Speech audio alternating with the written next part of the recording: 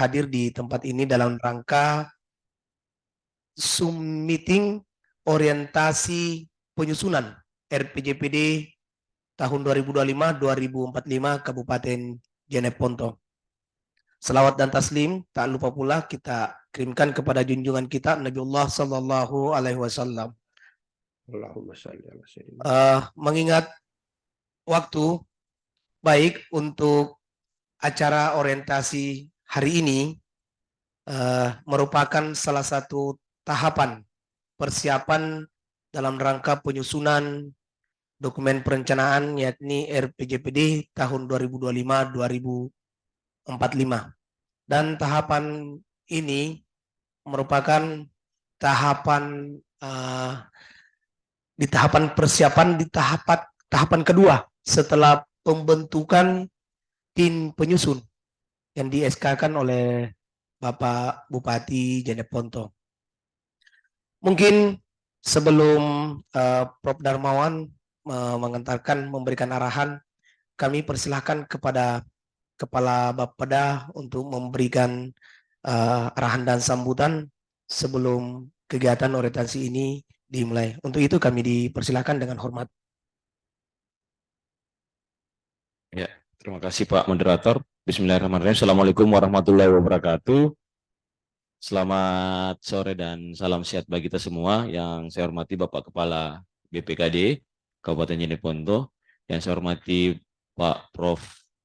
Darmawan selaku narasumber dalam pelaksanaan rapat orientasi penyusunan RPJPD tahun 2025-2045, yang saya hormati Bapak Sekretaris Bapeda selaku Sekretaris Tim Penyusun, Bapak dan Ibu Pak Kepala Bidang Makro dan Kepala Bidang Akuntansi, Kepala Bidang Litbang, serta seluruh teman-teman tim penyusun RPJPD Kabupaten Jeneponto tahun 2025-2045.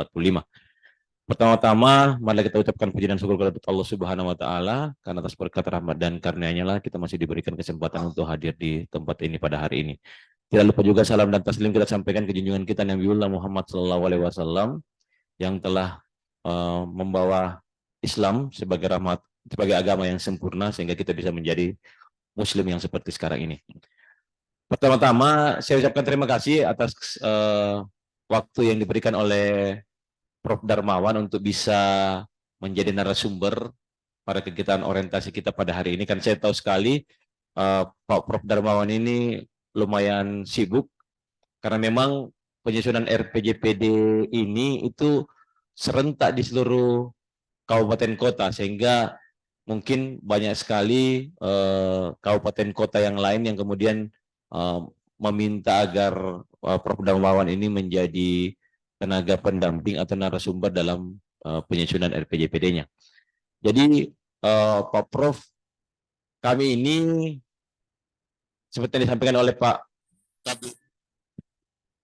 Kabid Makro tadi bahwa rapat orientasi penyusunan ini adalah tahapan kedua dalam tahapan persiapan penyusunan RPJPD setelah tadi disusun SK-nya, sekarang kemudian kita lakukan rapat orientasi, kemudian setelah ini kita akan mulai melakukan penyusunan. Sesuai dengan diskusi awal kita di UNHAS pada minggu kemarin, bahwa rancangan awal RPJPD Kabupaten Jeneponto ini harus selesai pada tahun 2023 ini, sehingga 2024 nanti itu dikonsultasi publikan, kemudian mungkin di akhir-akhir atau pertengahan Januari itu sudah diajukan ke diberitahukan ke DPR bahwa rancangan awal sudah selesai. Kemudian setelah itu dilaksanakan musrembang RPJPD, kemudian disampaikan ke DPR untuk kemudian dibahas dan kemudian nanti ditetapkan. Yang menjadi inti adalah di rancangan awal ini itu harus selesai pada bulan Januari, paling tidak rancangan awal ini sudah selesai dikonsultasi publikan pada bulan Januari, sehingga untuk rancangan awal itu sudah bisa dijadikan bahan bagi para bakal calon kepala daerah yang akan mengikuti kontestasi sebagai dasar mereka untuk menyusun visi dan misi. Sehingga memang agak ketat juga timeline untuk penyusunan RPJPD Kabupaten Jeneponto ini, karena itu bulan 1 sudah harus selesai rancangan awal, sudah selesai konsultasi publik rancangan awal. dan kemudian itu bisa kemudian kita berikan kepada calon-calon bupati nanti untuk kemudian menyusun visi dan misinya. Pak Darmawan, RPJPD ini kan berlaku untuk 20 tahun atau 4 periode bupati. RPJPD ini kalau saya analogikan seperti rel kereta yang harus kita buat untuk perjalanan 20 tahun, sehingga nanti siapapun yang menjadi bupati itu tidak bakal keluar dari relnya. Sehingga saya harapkan betul-betul penyusunan RPJPD kita ini betul-betul disusun dengan pendekatan yang betul-betul sesuai dengan data. Pendekatan teknokratik ini harus betul-betul dikedepankan. Jadi memang tugas berat bagi teman-teman tim penyusun ini untuk menyediakan data yang betul-betul valid, betul-betul akurat, sehingga nanti apapun yang kita hasilkan dalam RPJPD ini itu betul-betul bisa menjadi bahan atau menjadi rel bagi siapapun yang menjadi pimpinan daerah agar kemudian nanti menyusun RPJMN-nya atau rencana pembangunan yang kemenangannya ketika mereka memerintah juga dengan baik, dengan sesuai dengan RPJPD. Sekali lagi Pak Prof, mohon bantuannya agar kami dibimbing dalam proses penyusunan ini.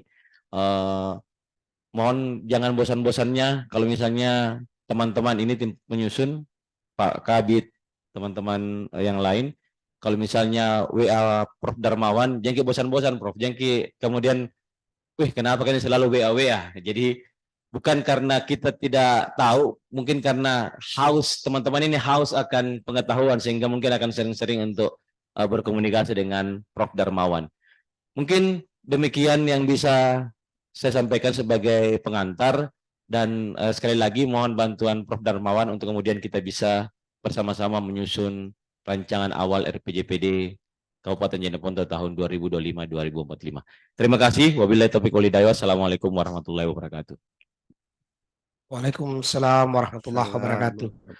Baik, selanjutnya arahan dari Wakil Ketua Tim, ada Kepala BPKD Kabupaten Jeneponto. Untuk itu kami persilahkan dengan hormat.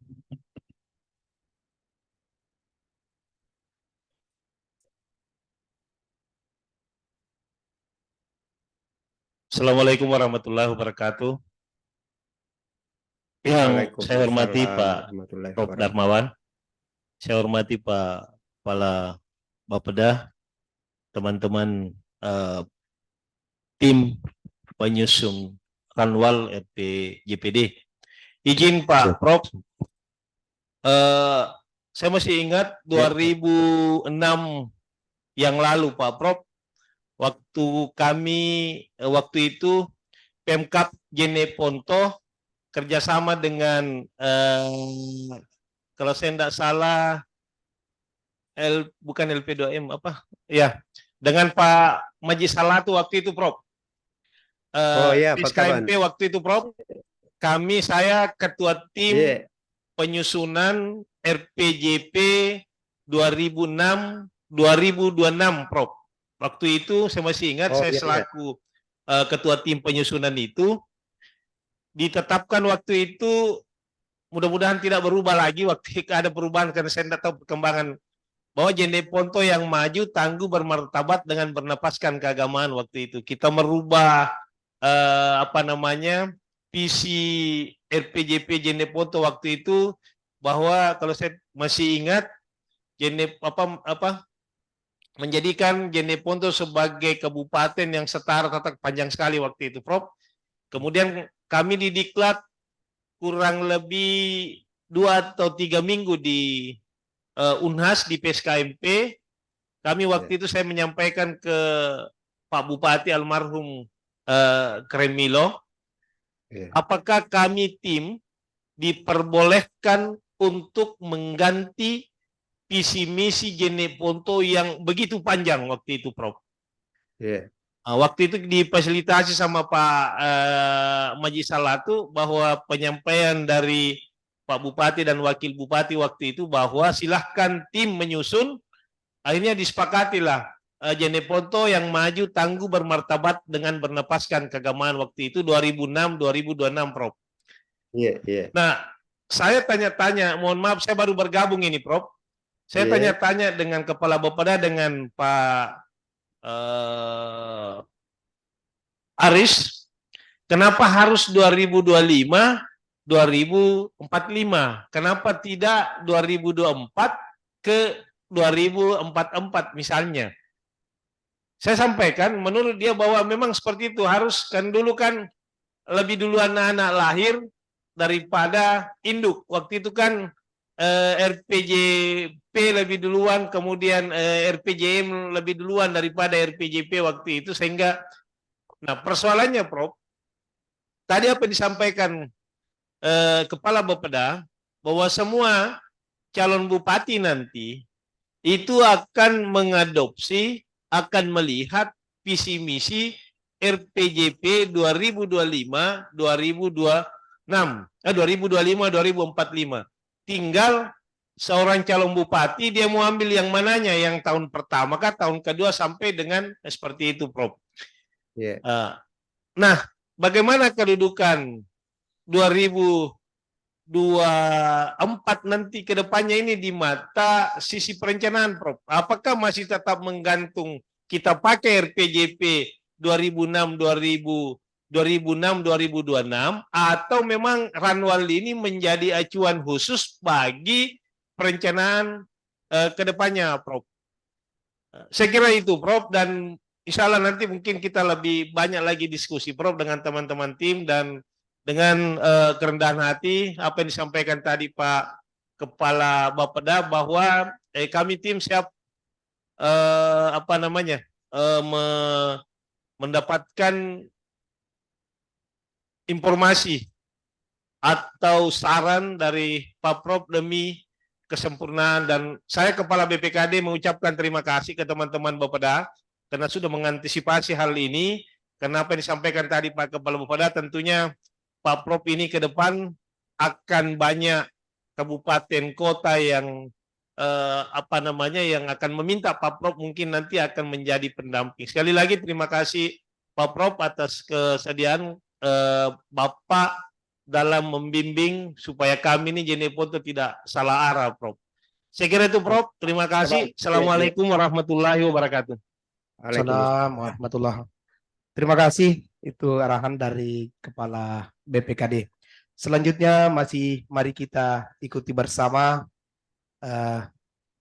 paparan dan wejangan-wejangan dari Prof. Darmawan terkait orientasi penyusunan RPJP Kabupaten Jeneponto tahun 2025-2045.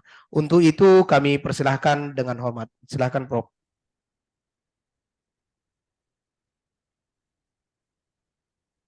Baik, Pak Kabid, terima kasih. Assalamualaikum warahmatullahi wabarakatuh. Selamat siang, salam sejahtera untuk kita semua. Kedengaran Ji suaraku, Pak Kabid? Ya, Prof. Baik.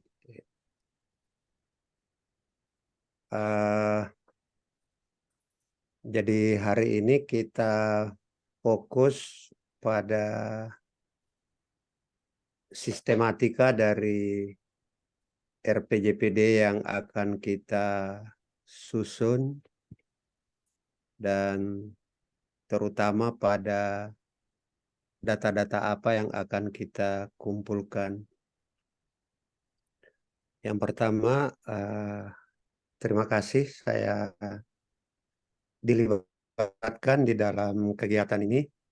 Syukur alhamdulillah, mudah-mudahan kita semua diberi kesehatan, kekuatan untuk menyelesaikan pekerjaan ini dengan baik. Pak Kaban, Pak Kepala BPKD, dan para kepala bidang, Pak Sekretaris Bapeda, tim penyusun yang saya hormati.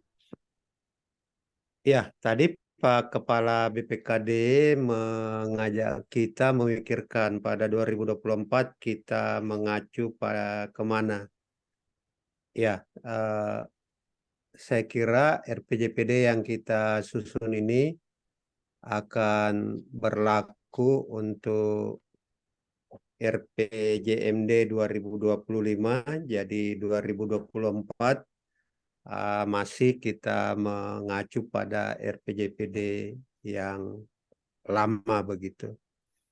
Praktis RPJPD yang kita susun ini tahun pertamanya pun RKPD 2026 mungkin kita masih mengacu kepada RPD. Jadi praktis 2026 berlakunya nanti menjadi acuan.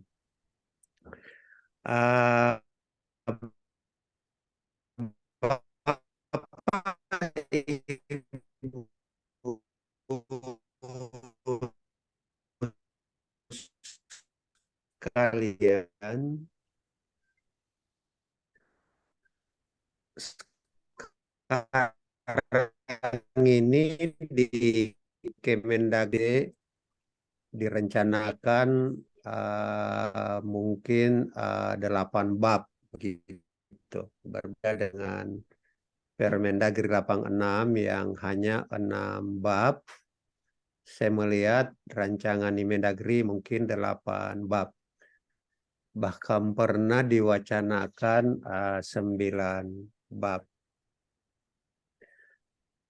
Saya langsung saja bagaimana substansi setiap bab. Bab 1 pendahuluan, saya kira tidak usah saya jelaskan. Bab 2 gambaran umum kondisi daerah. Pada presentasi yang disampaikan oleh beberapa pejabat dari Dijen Bina Bangda, gambaran umum kondisi daerah tetap kita bagi di dalam 4 aspek. Aspek yang pertama yaitu geografi dan demografi.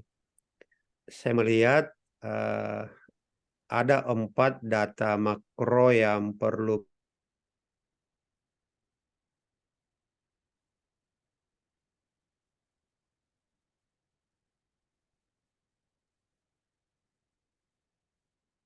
yang kedua data indeks risiko bencana. Yang ketiga indeks ketahanan daerah di dalam menghadapi bencana. Dan yang keempat tingkat emisi gas rumah kaca. Mungkin yang kita punya datanya sekarang hanya yang pertama dan yang kedua. IKLHD dengan indeks risiko bencana. Indeks risiko bencana bisa dilihat di websitenya Badan Nasional Penanggulangan Bencana. Yang mendesak saya kira bagaimana Dinas Lingkungan Hidup bisa menghitung emisi gas rumah kaca kita minimal pada kondisi 2022 begitu. Bagian kedua, kondisi demografi. Ada 4 data makro yang perlu kita siapkan. Data laju pertumbuhan penduduk, rasio jenis kelamin, kepadatan penduduk, dan rasio ketergantungan. Perbandingan antara penduduk usia produktif dengan penduduk usia tidak produktif, rasio ketergantungan ini. Ini saya kira nanti datanya diminta sama BPS, Pak Kabid Makro, jadi data kita sajikan nanti data 10 tahun terakhir. Jadi tabel yang kita buat 2013 sampai 2022.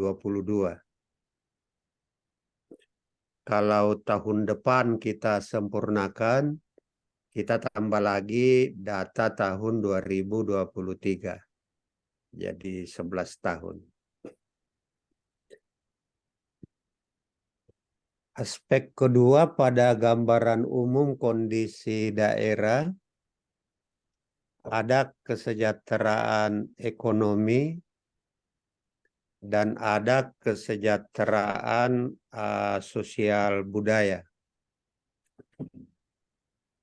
Untuk kesejahteraan ekonomi, Bapak Ibu sekalian, data yang harus kita siapkan yang pertama data laju pertumbuhan ekonomi untuk 10 tahun terakhir, PDRB per kapita, nilai tukar petani dan nelayan, angka kemiskinan, rasio Gini atau indeks Gini, tingkat pengangguran terbuka, dan indeks pembangunan manusia.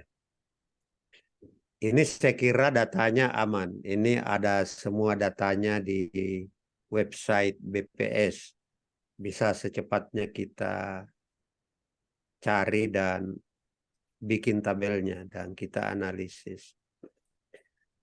Yang mungkin datanya masih belum kita punya, ada indikator indeks keluarga sehat. Tolong Pak Kabid didiskusikan dengan teman-teman dari BKKBN apa saja komposit dari indeks keluarga sehat. Juga saya kira teman dari Dinas Kesehatan, kalau tidak salah indikator ini pengampunya Dinas Kesehatan. Ada indeks kualitas keluarga, ini saya kira di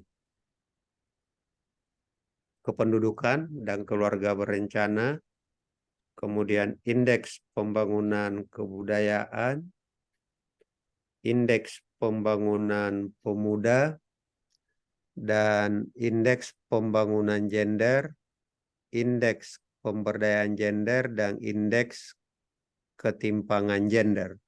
Ini 3 tabel ini kita buat. Kemungkinan kita belum punya data indeks pembangunan kebudayaan dan indeks pembangunan pemuda. Bikin saja tabelnya nanti, tidak apa-apa, kosong dulu datanya. Yang penting semua tabelnya dibikin. Bagi yang ketiga, aspek ketiga dari kondisi umum daerah adalah aspek daya saing daerah. Yang pertama daya saing ekonomi, ada 4 indikator di situ. Indeks ekonomi hijau, indeks daya saing daerah, rasio kewirausahaan, dan indeks ketahanan pangan. Begitu pula sumber daya manusia, infrastruktur, dan iklim investasi. Aspek keempat, pelayanan umum. Saya melihat di rancangan Imendagri minimal 4 data ini yang kita analisis. Indeks reformasi birokrasi, indeks pelayanan publik, indeks inovasi daerah, dan indeks SPBE, sistem pemerintahan berbasis elektronik. Jadi Bapak Ibu sekalian, inilah data-data makro yang harus siapkan. Format tabelnya saya sudah bikin, nanti sebentar saya Izin Prof. Ye, Pak Prof. Ye, silakan Pak Kaban. Ye. Dari semua data yang dibutuhkan itu Prof, indeks-indeks ini, apakah harus pakai data 10 tahun terakhir semua Prof? Karena hampir semua yang baru-baru, yang baru tadi kita sebut yang terakhir ini Prof, ya paling kalau misalnya SPB tadi kan hanya mungkin 2-3 tahun terakhir ini Prof. kemudian indeks birokrasi apakah semua itu mungkin 2-3 tahun terakhir ini pelayanan publik, reformasi birokrasi dengan inovasi daerah ini dengan SPB ini mungkin baru 2-3 tahun terakhir ini, Prof. Bagaimana itu nanti, Prof? Termasuk juga nanti apakah tidak ada izin, Prof? Tidak ada data pembanding untuk biasanya ada data tetangga sebelah, Prof. Bantaeng, Takalar. Saya kira itu, Prof. Saya mau maaf langsung menyela, Prof. Makasih. Baik, bagus, makasih. Jadi saya kira tidak bisa juga kita paksakan semuanya data 10 tahun terakhir. Beberapa daerah yang sudah menyelesaikan tabelnya, ada yang datanya reformasi birokrasi, dia menggunakan 4 tahun terakhir saya lihat. Indeks SPBE baru 2 tahun.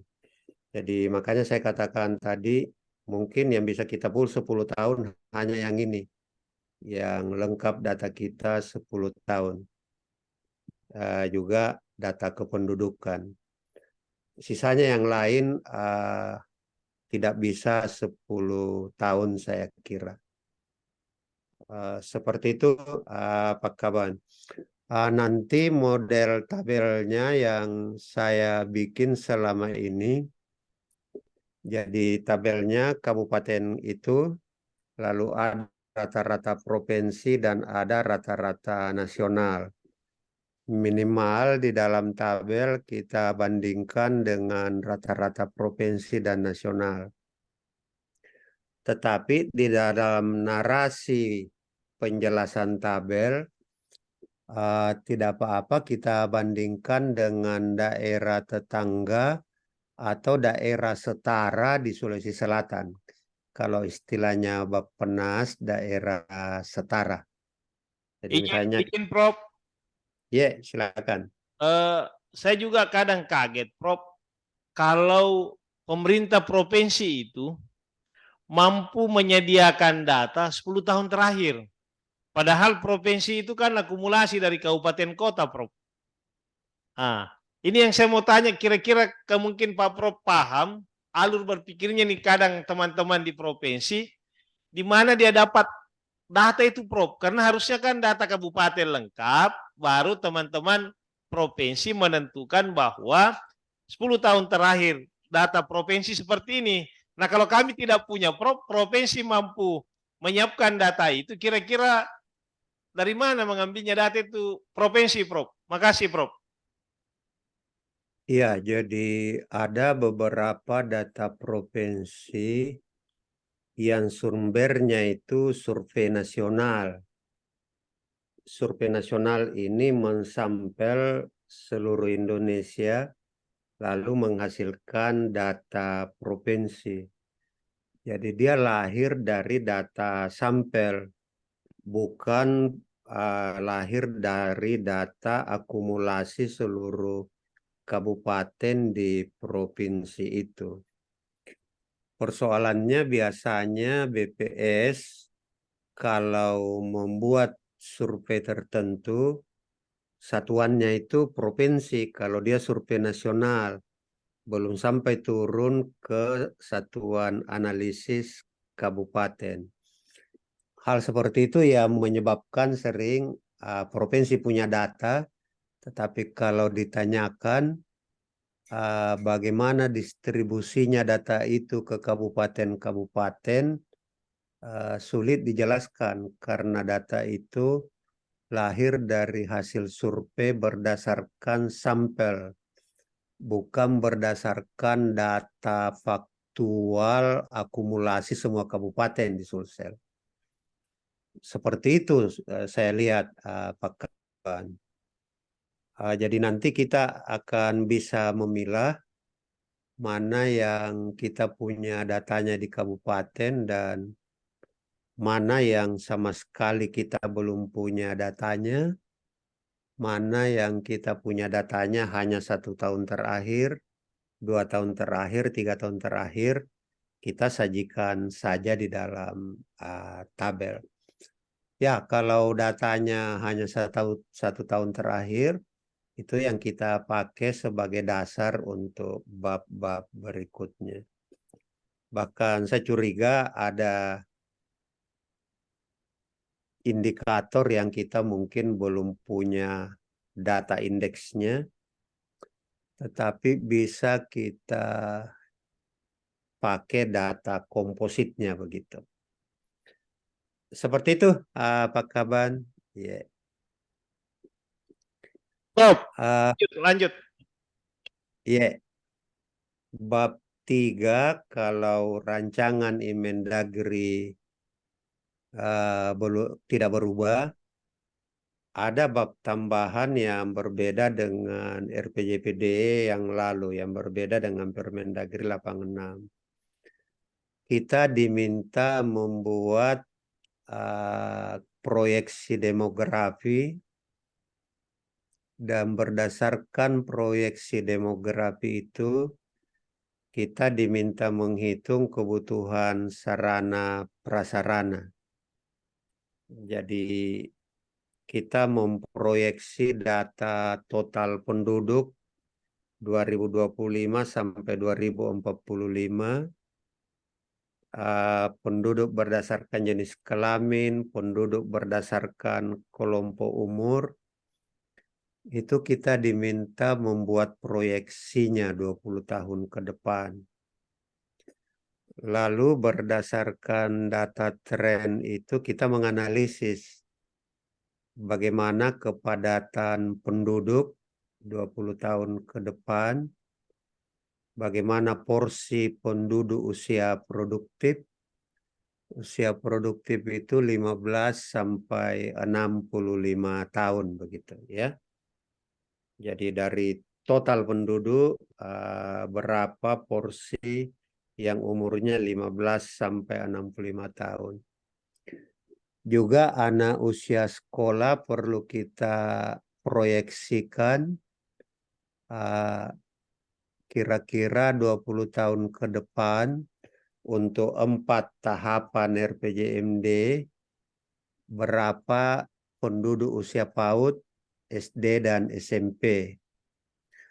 Lalu bagaimana proyeksi angka ketergantungan, dan yang sangat penting analisa kita tentang bonus demografi Kabupaten Jeneponto. Kita diminta menganalisis puncak bonus demografinya Jeneponto kira-kira pada periode kapan. Setelah penduduk kita proyeksi, kita diminta menghitung kebutuhan sarana prasarana dasar yang disebutkan di situ, rumah dan pemukiman, kebutuhan air, kebutuhan energi, prasarana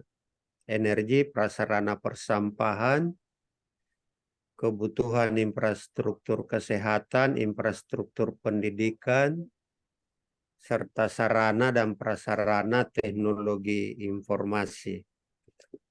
Jadi nanti tim saya kira kita bagi siapa yang akan menghitung kebutuhan luas pemukiman 2025 sampai 2030, 2031 sampai 35, 35 sampai 40, 40 sampai 45, itu kita diminta memproyeksi.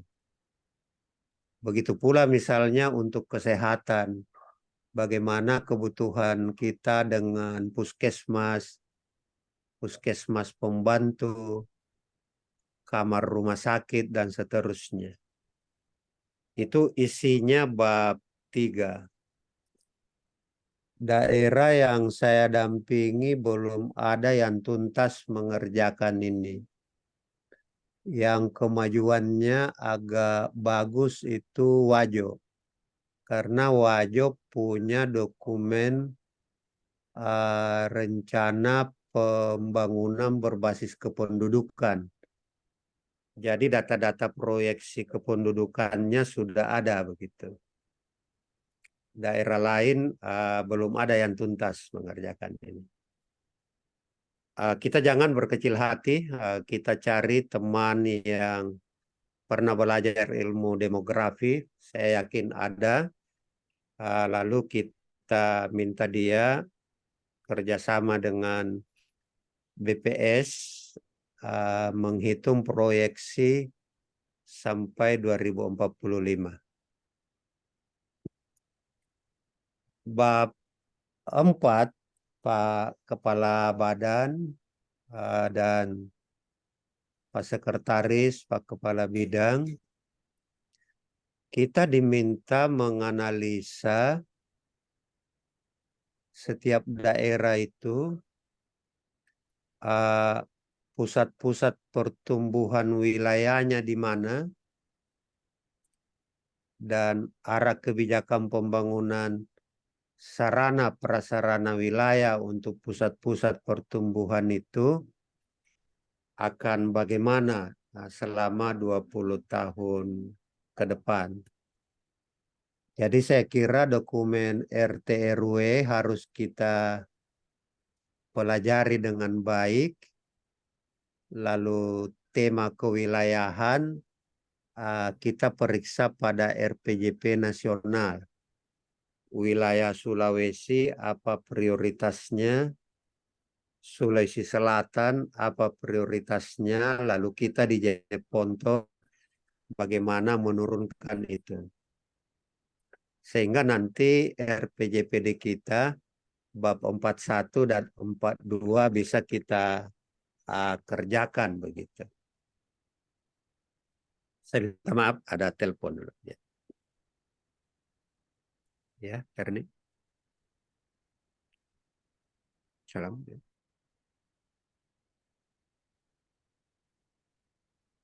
Oke, nanti sebentar ya mengajar Kak Del. Enggak apa-apa jadi ya sebentar ya. Oke. Oke, ya.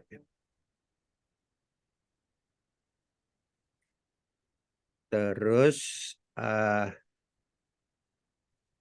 setelah itu baru kita menyusun permasalahan dan isu strategis daerah. Kalau RPJPD provinsi besok rencana kita workshop perumusan masalah. Jadi RPJPD provinsi juga baru sampai di bab 5. Tetapi bab 4 juga belum dikerjakan. Karena ini sifatnya bab yang baru di Imendagri.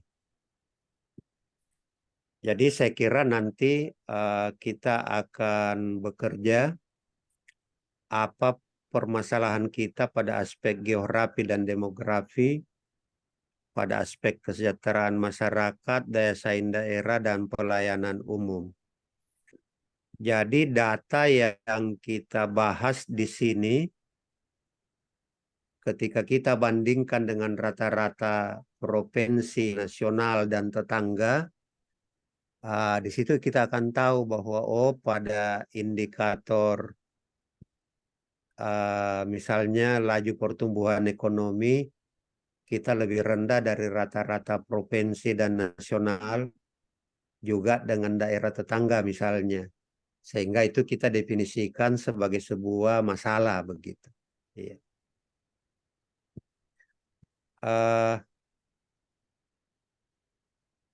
Ini mungkin kita perlu FGD, bikin FGD untuk merumuskan masalah.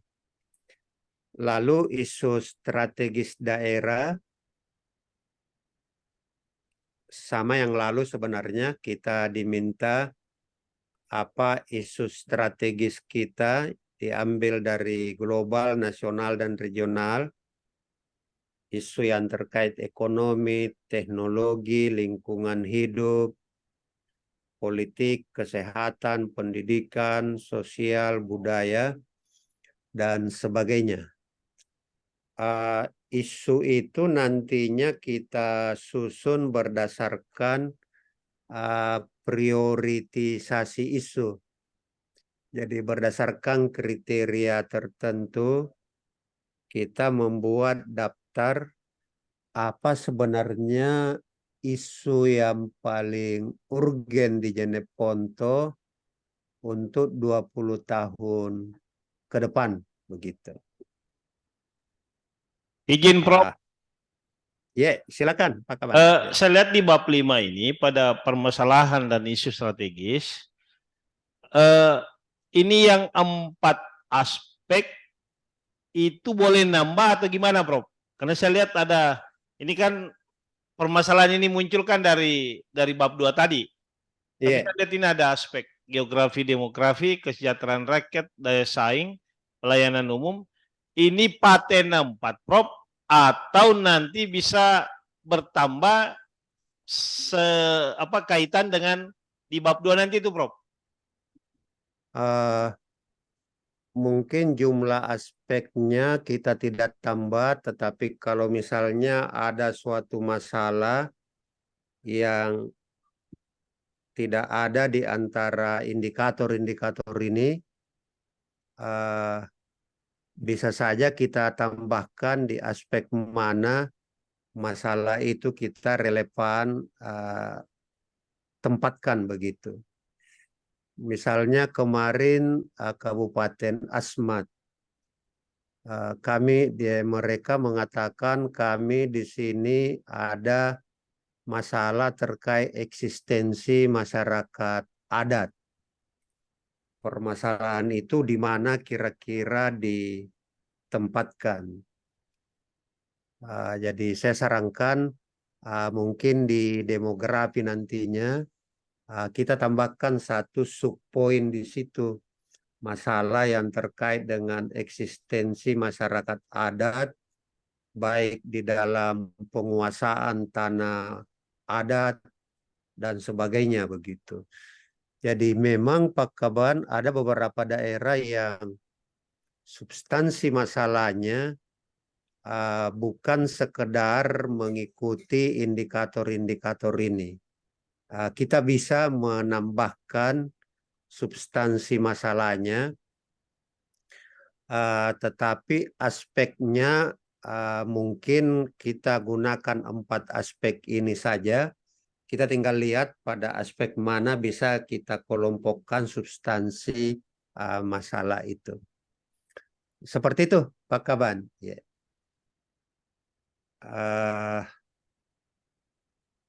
Kalau misalnya kita mau menambah aspek, mungkin kita melalui Bapeda Provinsi kita minta diskusi dengan Kemendagri begitu.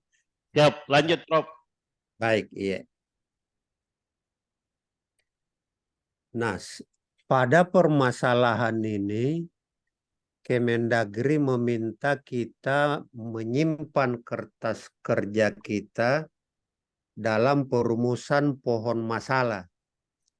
Jadi kita bikin gambar pohon masalah, ada masalah utama dan ada masalah pokok untuk setiap masalah yang dimunculkan di aspek-aspek ini. Dan kita juga diminta membuat pohon kinerja. Jadi misalnya kita katakan bahwa masalah kita adalah kemiskinan. Nanti pohon indikator kinerjanya bagaimana? Jadi ada pohon masalah, ada pohon kinerja. Itu perlu nanti kita simpan sebagai kertas kerja. Yang kita tampilkan di dokumen kalimat masalah, pernyataan masalah dan penjelasannya. Bab 6, visi misi daerah. Saya melihat orientasi yang diberikan Kemendagri, kita diminta bahwa visi kita itu mempercepat tercapainya kesejahteraan masyarakat yang berkeadilan dan diberi kata kunci pendapatan masyarakat, kesempatan kerja, lapangan usaha, pelayanan publik dan daya saing daerah begitu. Jadi nanti saya kira kita diskusikan dengan baik bagaimana perumusan visi misinya. Tadi Pak Ketua BPKD sudah menyampaikan bagaimana tahun 2026 perumusan visi misinya Jeneponto itu demikian ramai dulu dirumuskan ya, baru Izin, sampai Prof. kepada kesepakatan. Iya, Pada tahun 2006 waktu itu kami mengadopsi 3, Prof. Waktu itu pusat RPJP pusat waktu itu ada kata maju. Kemudian di provinsi waktu itu ada kata tangguh. Kemudian di visi Jeneponto waktu itu ada martabat. Jadi waktu kami mengkompilasi semua itu, karena itu waktu dia bilang minimal kita punya visi ini ada garis lurus dengan visi pemerintah pusat, kemudian tidak ada tetap juga hubungannya dengan pemerintah provinsi, visi provinsi, kemudian tetap mengadopsi visi daerah waktu itu. Makanya lahirlah waktu itu, Prof, Jeneponto yang maju, tangguh, bermartabat, dengan bernapaskan keagamaan. Dengan pengertian, maju itu tetap bernapas keagamaan, tangguh bernapas keagamaan, bermartabat bernapas keagamaan waktu itu. Sehingga lahirlah itu, Prof. Karena ini dari yang panjang mungkin sekitar hampir satu lineam itu, Prof. Jeneponto negara maju bersama dengan daerah lain minimal serata dengan tetap sebagai ciri yang seperti itu, Prof. Jadi itulah sehingga muncul seperti itu, Prof. Saya kira itu.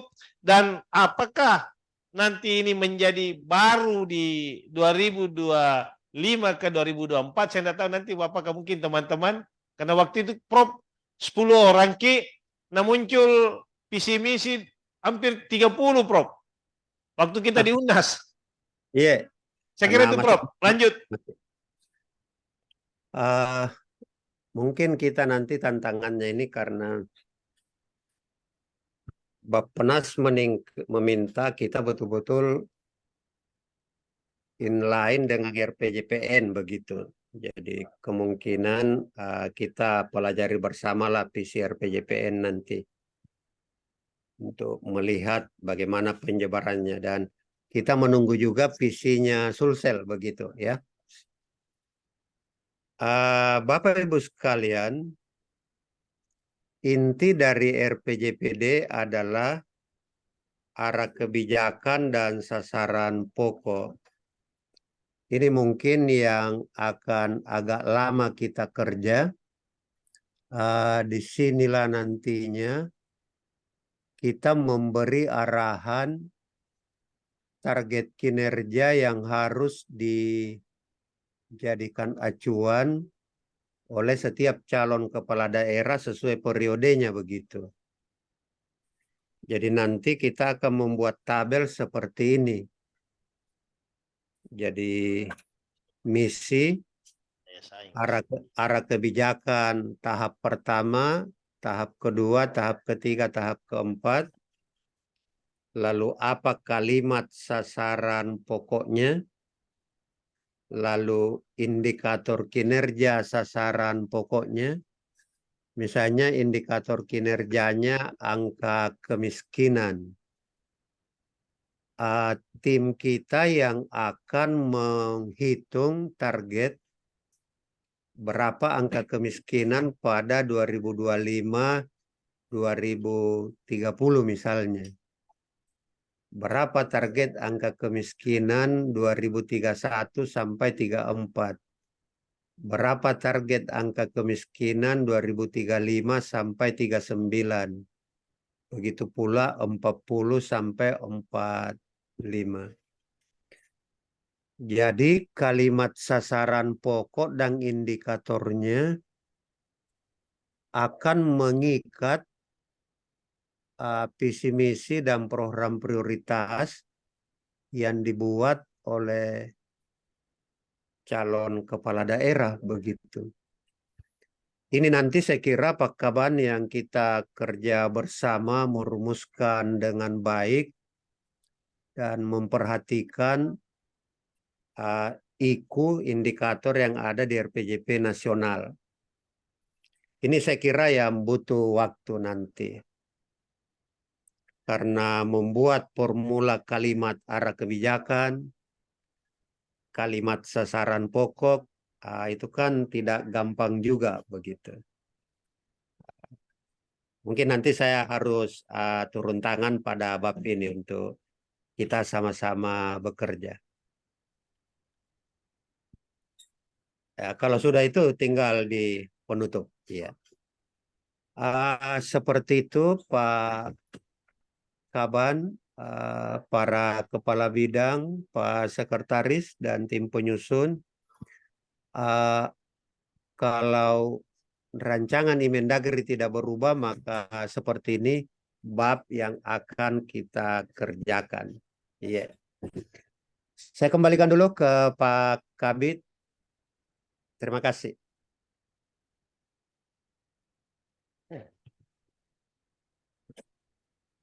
Ya, terima kasih Prof. Terima kasih banyak atas paparannya.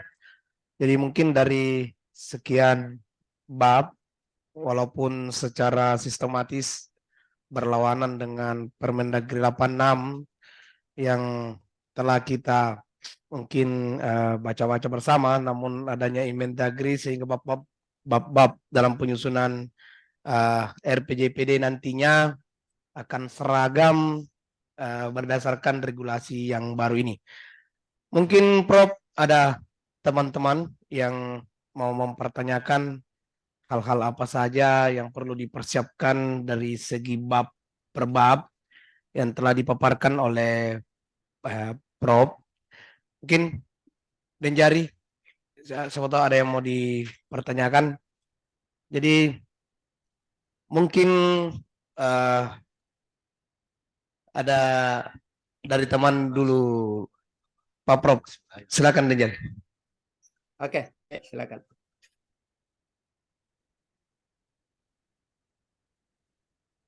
Kau juga Pak di sini bertanya.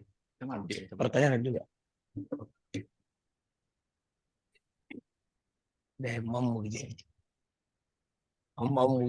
Ya, izin Prof. Bismillahirrahmanirrahim. Assalamualaikum warahmatullahi wabarakatuh. Waalaikumsalam warahmatullahi Ya. wabarakatuh.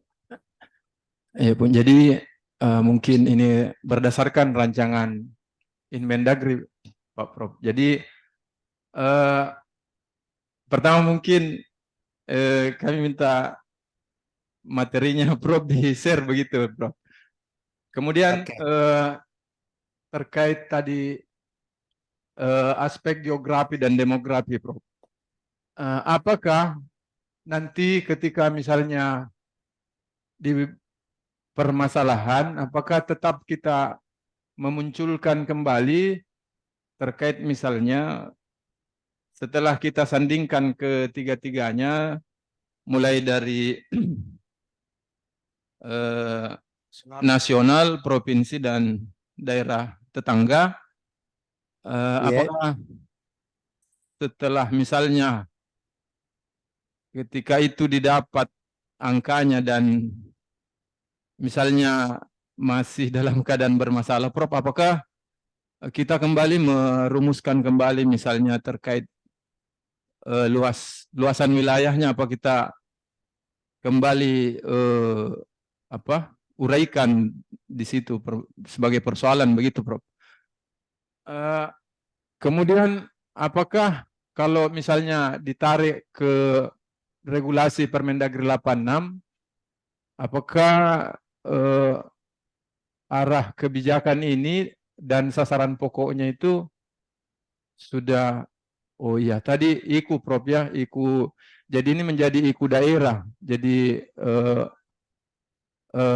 apa namanya istilahnya akan menjadi IKU pada kepala daerah yang terpilih, dan memungkinkan juga, Prof, ketika misalnya ada mungkin indikator-indikator tambahan yang tidak termuat misalnya di dalam RPJPD yang kita susun ini. Mungkin ketika misalnya besok lusa Prof ada misalnya ada apa istilahnya perubahan-perubahan yang sangat mendasar misalnya yang terjadi di daerah kita ini dan itu dimuat kembali Prof seperti itu.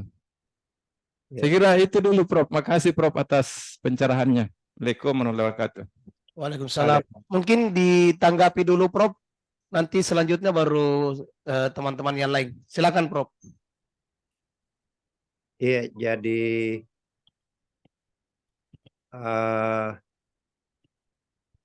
pada bab 2 di deskripsi saya bayangkan sebelum masuk ke tabel indikator ini tetap data luas wilayah, batas-batas dengan daerah lain tetap kita cantumkan. Setelah itu kita masuk ke tabel indikator. Lalu tadi ditanyakan bagaimana di dalam di Jeneponto, Prof, sampai sekarang ini ada permasalahan mengenai luas wilayah, Prof. Ada versi BPS 74979, ada RT RW yang agak luas, kemudian ada dari yang Kemendagri yang berbeda, Prof. Ini yang itu tadi yang dia maksud teman. Apakah ketiga setiap penentuan mengenai luas wilayah Jeneponto selalu dimunculkan yang tiga ini, Prof, atau kita tentukan yang mana kita pakai sebagai dasar penentuan lokasi luas wilayah, Prof. Ini sampai sekarang tidak jelas-jelas penjelasannya, Prof. Makasih. Wah, saya kurang pengetahuan juga untuk bisa mencari solusi atas hal itu. Memang yang paling aman menampilkan data versi ketiganya ya. Karena mestinya kan tugasnya siapa itu Pak Kaban untuk memfasilitasi pemerintahan, Prof. Cuma begini, Prof. Manakala misalnya kalau kami pakai yang di BPS enak karena ada luas wilayah per kecamatan per desa, Prof. Tetapi kalau yang lain jumlah totalnya yang ada, kalau mau diterjemahkan ke kecamatan pasti kami agak repot. Kalau yang berkurang kecamatan mana kita kurangi, kalau yang bertambah kabupaten kecamatan mana yang kami tambah. Menambah kecamatan, mengurangi kecamatan, pasti juga mengurangi desa atau menambah desa, Prof. Sekira itu, Pak Prof. Baik, jadi dari segi perencanaan kita akan lebih tertolong kalau yang sudah sampai ke hitungan kecamatan dan luas desa ya Pak Kaban ya. Kalau dua data lainnya hanya data total luas wilayah ya, tetapi tidak ada penjabaran ke luas kecamatan dan luas desa begitu ya? Tidak ada, hanya total Prof. Yang dua. Tapi kalau yang pakai versi BPS lengkap. Bahkan di luas provinsi juga itu, Prof. Itu sebenarnya kalau kami mengurangi pasti juga berubah provinsi, Prof. Karena saya masih ingat sekitar hampir 10 tahun yang lalu, saya masih di Bapeda, saya panggil kepala BPS pusat, datang ke BPS Sulsel, datang ke Jeneponto, saya pertanyakan, kalau kami mengurangi, ini kan agak luas wilayahnya itu di BPS provinsi, Prof. Agak luas. Saya bilang, kecamatan mana yang kami tambah ini, Pak? Dia samakan hampir sama dengan Selayar di situ. Ada beberapa di Prof. Jadi agak-agak memang kami sampai sekarang belum ada kejelasan yang baku tentang luas wilayah yang harus kami pakai, Prof. Iya. Itu nanti kita sajikan data di geografi yang Karena kayaknya kan data harus disajikan sampai ke level kecamatan dan desa untuk menggambarkan geografi. Lalu yang kedua, jadi RPJP nasional itu meminta kita di setiap daerah menganalisa 45 IKU yang ada di RPJP nasional. IKU RPJP nasional yang relevan dengan daerah kita harus kita jadikan indikator kinerja sasaran di bab arah kebijakan dan sasaran pokok ini. Tapi setelah saya periksa yang 45 itu, kayaknya tidak semua IKU yang 45 itu relevan dengan kabupaten. Terutama hal-hal yang sifatnya geostrategis, bagaimana posisi indeks pengaruh Indonesia kepada negara lain. Saya kira kita di daerah unit analisisnya tidak sampai di situ. Penjelasannya Kemendagri kemarin, kita mengupayakan melihat IKU itu, tetapi tidak harus semuanya kita ikuti. Dan kalau ada IKU daerah kita anggap spesifik daerah, itu bisa kita munculkan.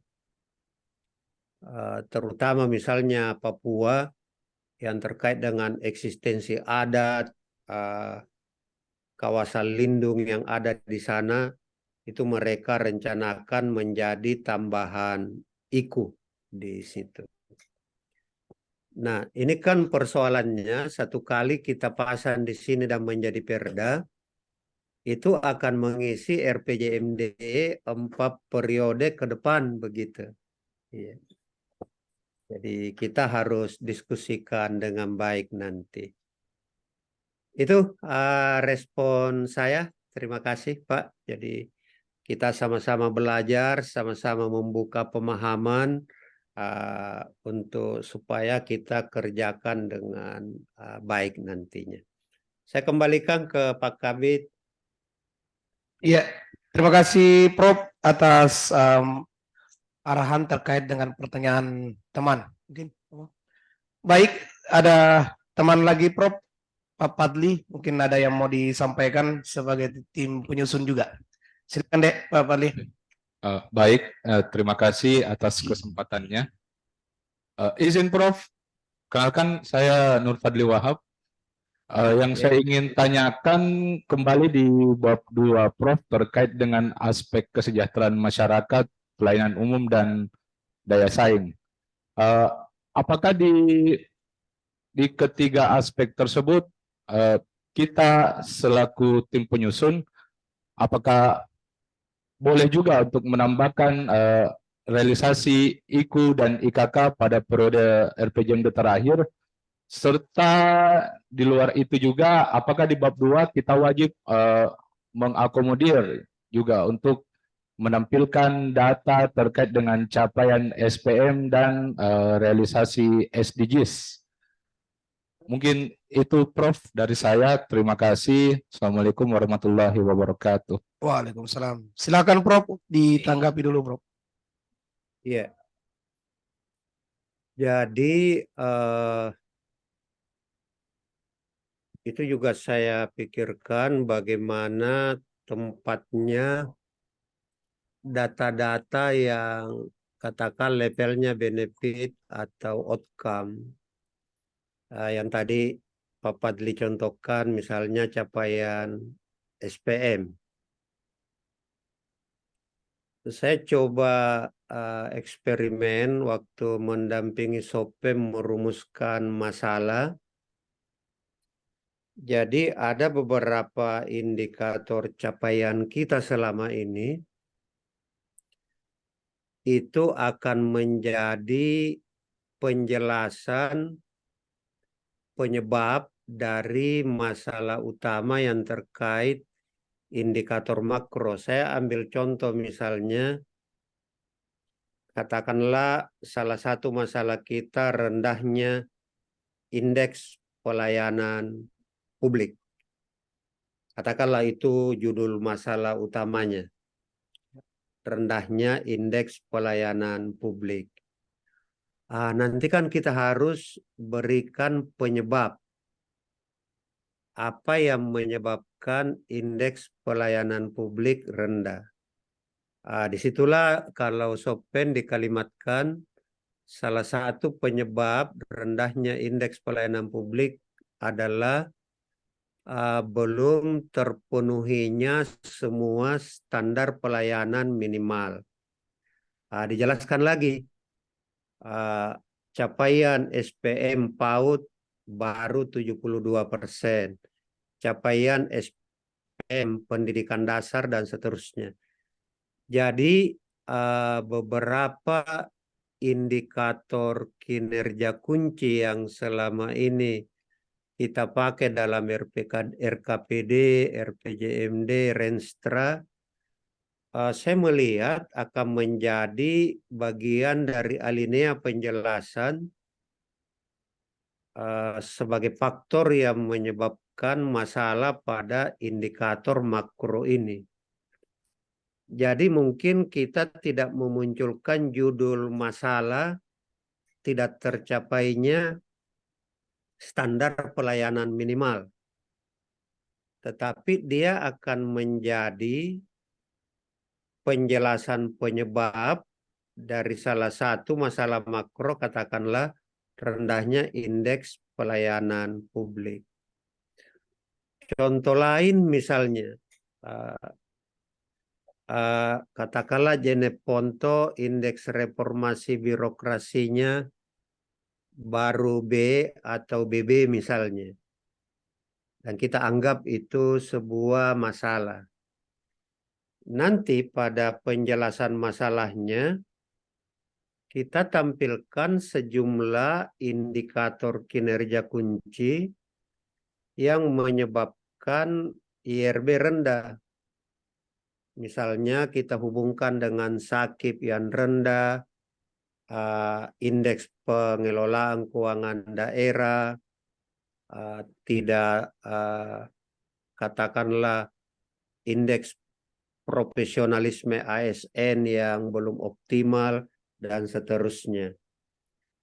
Jadi saya memikirkan cara seperti itu, kita tetap Pak Fadli menampilkan sejumlah IKK yang selama ini kita jadikan data capaian, tetapi itu menjadi penjelasan masalah utama. Dia menjadi masalah pokok di dalam pohon masalah yang kita buat. Begitu pula pada pohon kinerja yang kita buat. Seperti itu yang saya bayangkan, Pak Fadli. Ya, seperti itu saya kira. Oh ya, Terima kasih, baik. Terima kasih, Prof. Mungkin bisa nanti kita kirimkan juga contoh kertas kerja pohon kinerjanya, Prof. Biar kita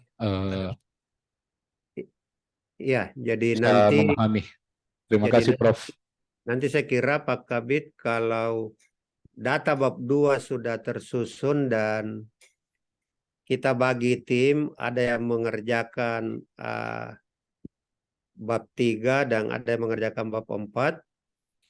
Ketika kita kerjakan bab 5, saya akan berikan satu contoh perumusan judul masalah, contoh pohon masalah, pohon kinerjanya, lalu bagaimana meredaksikannya dalam alinea pernyataan masalah begitu. Enak sekarang bikin. Izin Prof. terakhir dari saya, ada tidak referensi kabupaten, teman-teman kabupaten yang bisa ada sharing dalam hal penyusunan RPJ ini yang yang sudah agak lebih maju lagi supaya menjadi referensi bagi kami, Prof.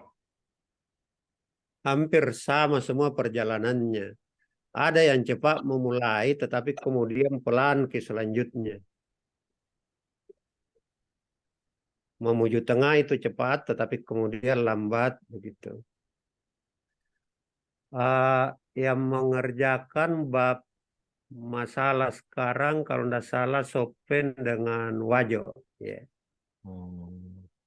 Di provinsi kita besok, selama ini sudah beberapa kali FGD, tapi belum terbentuk begitu, belum menyepakati. Itu provinsi tidak dipanggil orang kabupaten FGD-nya, Prof, ya? Supaya bisa Eh, belajar dari situ. Belum kayaknya dipanggil. Siap, Ya, masih sebatas tim penyusunnya juga. Ya, siap. Ya. Oke, makasih banyak, Prof. Makasih. Lanjut, Ki, Prof, sama. Ya, terima kasih Pak Kaban sudah. Ya, terima kasih Prof. Mungkin nanti, ya mungkin hanya itu yang teknis-teknis yang disampaikan teman-teman penyusun dulu, Prof.